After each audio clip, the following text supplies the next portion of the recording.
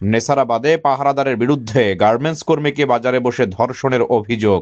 South Bangla নিউজের তথ্য ও video চিত্রে দেখুন বিস্তারিত। সাথে আছি আমি কাউসার মাহমুদ।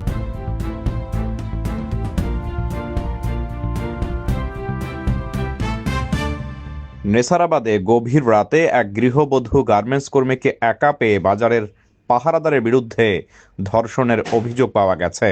সোমবার গভীর রাতে উপজেলার মিয়ারহাট বাজারে দুইটি দোকানের চিপার ভিতরে ওই নারীকে দুইজন পাহারাদারের সহযোগিতায় একজন পাহারাদার ধর্ষণ করেছে।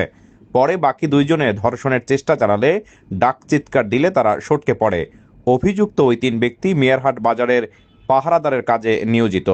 ঘটনার পর ওই নারী রাতেই পুলিশের কাছে গেলে পুলিশ পাহারাদার তিনজনকে ধরে থানায় নিয়ে এসেছেন।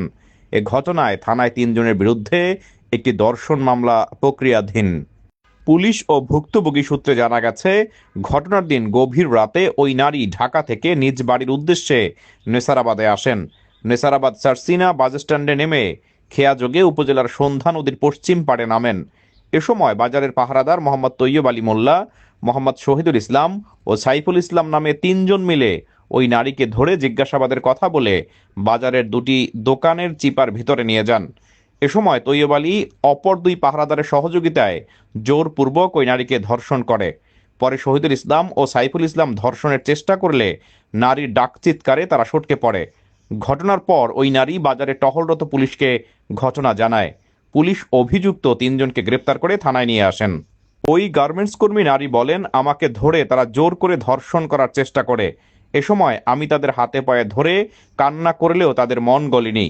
তারা আমার কোনো আকুতি মিনতি না শুনে প্রথমে তৈয়ব আলী আমাকে ধর্ষণ করে, পরে বাকি দুজন ধর্ষণ চেষ্টা করলে আমি চিৎকার দিলে তারা সটকে পড়ে।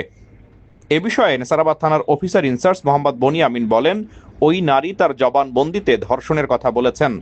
ঘটনা শুনে তিনজনকেই ধরে নিয়ে আসা হয়েছে। এ ঘটনার থানায় একটি ধর্ষণ মামলা প্রক্রিয়াধীন।